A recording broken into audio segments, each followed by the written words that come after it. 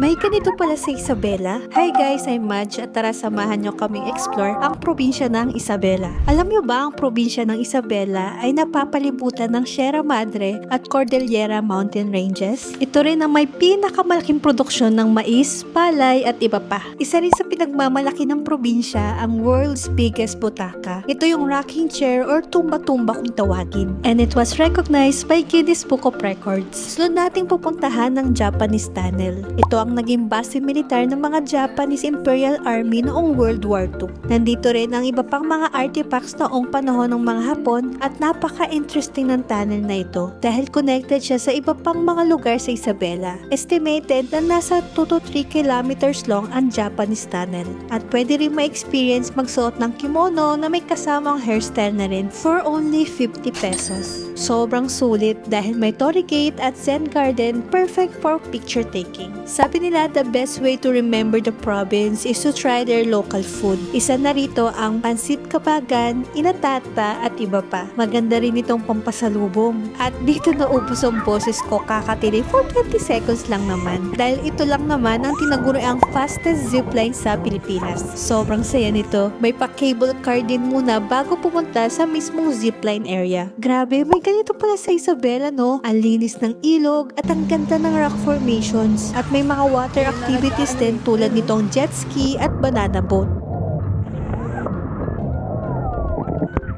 Ito ang Abuan River. At may overlooking spot din. Kaya if you're planning to visit Isabela, add this to your itinerary. Maraming salamat!